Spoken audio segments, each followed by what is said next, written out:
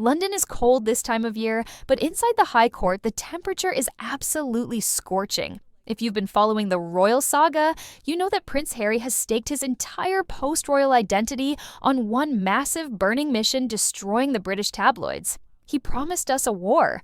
He promised us dragons being slain. He framed this as a moral crusade of good versus evil, with him playing the role of the righteous knight.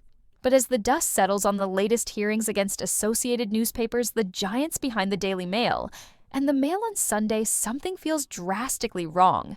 The knight is looking tired, the armor is dented, and for the first time, it looks like the dragon might actually be winning.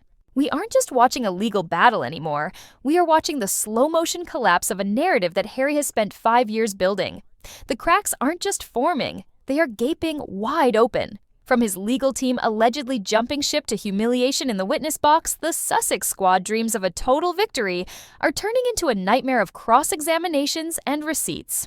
And the most shocking part, he's doing it all alone. But before we get to the empty chair where his wife should be, we need to talk about what is happening inside that courtroom, because the details are more embarrassing than anyone expected. Let's start with the news that should have set off alarm bells everywhere. According to insiders and reports circling the trial, Harry isn't just fighting the defense. He's fighting to keep his own team together. There are whispers that key members of his legal squad have resigned, jumped ship right in the middle of the storm. Now let's be real for a second. In the legal world, that doesn't just happen. That is the equivalent of your star quarterback taking off his helmet and walking out of the stadium in the middle of the Super Bowl. When high-priced solicitors walk away from a client as high-profile as a prince of the realm, it usually means one of two things. Either the client has stopped listening to advice, or the case has become so fundamentally flawed that the lawyers don't want their names attached to the wreckage. It's a strategic retreat. They see the writing on the wall. Remember, legal teams are businesses. They don't back losers if they can help it. If these reports are true, it suggests that the people who know the evidence best, the ones who have seen every email and every document, have lost faith. And why wouldn't they? This isn't Harry's first rodeo with strategic retreats. Remember the libel claim he dropped in early 2024 against the same publisher? He walked away from that one, leaving him on the hook for a reported £750,000 in legal costs. That was a humiliation. But this is supposed to be the big one. The privacy case that vindicates his entire life's struggle. If his own team is bailing out now, it sends a message to the judge and the world. Even Harry's payroll doesn't believe in Harry's truth. But that wasn't the only disaster unfolding in court. The core of Harry's argument is that these journalists are criminals, people who hacked, stole, and snooped because they are obsessed with destroying him. He has painted them as faceless villains lurking in the bushes. But the defense came prepared with something Harry clearly didn't expect: receipts of his own behavior. And this is where things got incredibly messy. Take the accusations against Katie Nicholl. She is a well-known royal correspondent, a face you've probably seen on TV. Harry's team accused her of criminal behavior, of digging up dirt on him using illegal methods. It sounds terrible, right? Until the defense stood up and essentially asked, "Harry, didn't you invite her to your party?" You heard that right. Associated Newspapers dropped a bombshell claim that Katie Nicholl wasn't stalking Harry from the bushes. She was sipping drinks at his private party at Kensington Roof Gardens in 2011. And she wasn't crashing it. The defense claims she was invited by Harry himself. They allege that they stayed in touch, ran in the same social circles, and had a professional symbiotic relationship. This is a catastrophe for his victim narrative. You can't claim someone is criminally harassing you while you're putting them on the guest list for your rooftop bashes.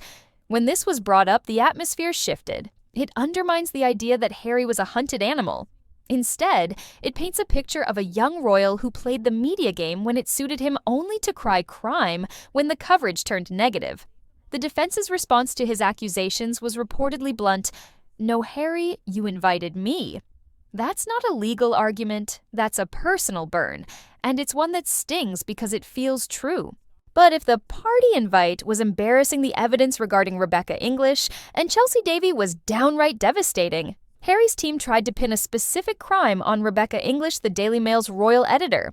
They produced an email from 2010 where she was allegedly trying to get flight details for Harry's then-girlfriend, Chelsea Davy.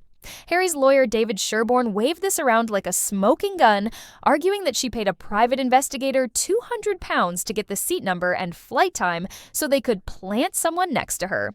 On paper, this looks bad. It looks like the intrusion Harry talks about.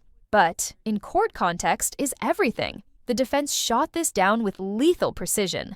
They argued that there was nothing illegal about the email, that finding out flight details is standard, albeit aggressive tabloid reporting, not a criminal conspiracy. They pointed to English's long legitimate career and her authorized access to the royals. But the bigger issue here isn't the £200. It's the optics. By dragging Chelsea Davies' name back into the spotlight, Harry looks stuck in the past. He is relitigating a relationship that ended over a decade ago, fighting battles over travel arrangements from 2010.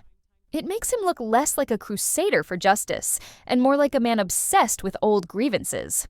The defense used this to humanize the journalists. They aren't hackers in hoodies. They are working professionals who are doing their jobs. Meanwhile, Harry is the one who looks like he's on a personal witch hunt, trying to criminalize journalism just because he didn't like the resulting headlines. This leads us to the most damaging strategy the defense is using: the paranoia defense. They aren't just attacking his evidence, they are attacking his perception of reality. Throughout the trial, Harry has looked stressed, older, and visibly worn down, and the defense is capitalizing on that. They are painting a picture of a man who can no longer tell the difference between a legitimate news story and a criminal conspiracy. Harry has used the phrase paranoid beyond belief to describe how the press made him feel. The defense is essentially saying, yes, you are paranoid. They are arguing that his suspicions that everyone was wiretapping him, that every leak came from a hack, are false. They claim the leaks came from his own friends, his own palace staff, or even his own loose lips. By proving that some of these journalists were actually in his social circle, they are gaslighting his entire worldview, but with evidence. It makes Harry look thin-skinned and irrational. It suggests that he sees enemies where there are only reporters. And for a public figure, paranoid is a brand killer. You can be angry, you can be righteous, but you cannot be seen as delusional. And right now, sitting in that witness box arguing about party invites from 2011, he looks like a man tilting at windmills. Let's talk about the cost of this obsession, because it is astronomical. Harry isn't just risking his reputation, he is risking his bank account. We already know he lost a libel bid earlier, and the costs for that were eye-watering. If he loses this case, which, given the sinking ship signals from his legal team, seems increasingly possible he could be on the hook for millions in legal fees. We are talking about the potential for a financial disaster that could drain the Sussex coffers. But the money is just paper. The real cost is symbolic. This case was supposed to be the cornerstone of the Sussex brand. It was supposed to prove that they were right to leave, right to fight, and right to expose the toxic British media. If the judge rules against him, if the judge says, actually, Harry, there's no evidence of crime here, just journalism you didn't like, then the foundation of their victimhood narrative collapses. It cements a public perception of him as relentlessly combative. It tells the world that he is a litigious bully who uses the courts to try and silence criticism. It strips away the Diana's son halo and replaces it with the image of a wealthy, grumpy celebrity who can't take the heat. And speaking of the Sussex brand, where is the other half of it? The most deafening sound in that London courtroom is the silence from the empty chair next to Harry. Where is Meghan? In a couple that built their entire identity on us against the world, on holding hands so tightly their knuckles turn white, her absence is screaming volumes. She is an ocean away in Montecito, reportedly keeping a low profile. Radio silence. No public statements of support.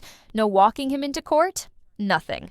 For a woman who knows PR better than almost anyone, this has to be a calculated move. Sources and rumors have been swirling for months that Meghan is undergoing a strategic retreat of her own. She sees the mess Harry is in. She saw the backlash from his book Spare. She sees the way the winds are blowing in this trial. It feels like she is distancing herself from the fallout. She's had her own battles with the press, sure, but she seems to have decided that this specific hill is Harry's to die on. It feeds into the speculation that they are separating their brands, him as the warrior prince failing, and her as the lifestyle guru pending. By letting him stand alone to face the humiliation of the cross-examination, she protects herself from the splatter. But for Harry, it leaves him looking isolated. He moved his family across the world to protect them, And now he is standing alone in the rain facing the music while the person he did it all for is nowhere to be seen. It's a stark, sad image that frankly makes him look abandoned. This isolation highlights the tragedy of Prince Harry's current reality. He wanted to be seen as a warrior for justice, a man breaking the cycle of trauma. But in that courtroom stripped of his royal protection officers and his title's influence, he just looks like a diminished figure. A little kid in a suit that's too big for him, as some observers noted. The contradiction is impossible to ignore. He and Meghan made millions, selling the most intimate details of their lives to Netflix, Spotify, and Random House. They invited cameras into their kitchen, their fights, their most private moments. And yet here he is spending millions to sue newspapers for invading his privacy. The hypocrisy is palpable. The courtroom doesn't care about his narrative or his truth. It cares about cold hard facts. And the fact is, you can't sell your privacy to the highest bidder and then sue when someone else writes about you for free. His misery in court isn't just about the tough questions from the defense lawyers. It's about the realization that he is fighting a version of his own history that no longer exists. He's fighting battles from 2011 in 2026. He's fighting for a version of himself, the popular, party-loving prince that he has spent years trying to erase. He is caught between the world he was born into and the world he tried to build, and right now, neither one is supporting him. Ultimately, what we are watching here is a catastrophic failure of strategy. Harry tried to play a game he didn't understand. He attempted to transplant the dynamics of a royal family feud where you can simply release emotional statements and rely on public sympathy into the cold, rigid environment of a court of law. But a courtroom isn't a Netflix documentary. You can't edit the footage, you can't add a sad piano soundtrack to manipulate the mood, and you certainly can't control the narrative. The law doesn't care about your feelings or your personal truth. It cares about evidence, cross-examination, and hard facts. The transcript highlights a brutal reality Harry mistook publicity for power. He thought that by confessing his trauma and exposing the industry, he would automatically win. But confession isn't clout. By dragging this into the light, he has inadvertently humanized the very people he tried to villainize. Instead of faceless monsters, the jury sees working professionals like Katie Nicholl who beat cancer and just did her job. Instead of a hero, they see a prince who is happy to use the press when it benefits him, but sues them when it doesn't. And that brings us back to the missing architect. Meghan was always viewed as the mastermind behind their media strategy, the one who understood how to curate their image. Her absence suggests that there is no strategy left to execute. There is no PR spin that can fix a failed cross-examination.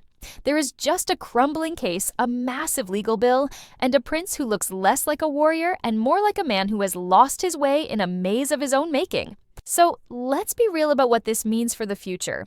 This entire spectacle is a masterclass in how not to handle a crisis. Harry is playing a game from the 1990s, thinking that crying intrusion will automatically win him the public's love. But the world has moved on. We are savvier now. We see through the contradictions. We see a man suing for privacy while selling his secrets to the highest bidder. Harry has painted himself into a corner. He has burned bridges with his family, and now he is burning through his credibility and his cash in a legal war that he seems destined to lose. The fact that his legal team is rumored to be bailing is the final flashing red light. When even the people you pay millions to defend you don't see a path to victory, it's time to wave the white flag. But Harry can't let go. He is obsessed with proving he is right, even if it means destroying himself in the process. It's a classic tragedy. He fought the monsters so long that he's becoming a bitter, litigious figure consumed by the past. As the trial rumbles on, and the defense continues to dismantle his claims piece by piece, one thing is becoming painfully clear. The prince might have started this war, but he definitely isn't going to be the one who ends it on his terms. He wanted to be the hero who slew the dragon. Instead, the court records show he's the guy who invited the dragon to a party in 2011 and is now just upset that the dragon accepted. What do you think? Is Harry a brave whistleblower taking on a corrupt system, or is he a victim of his own obsession? And does Meghan's absence signal that the Sussex brand is officially broken? Let me know in the comments below, because this story is far from over.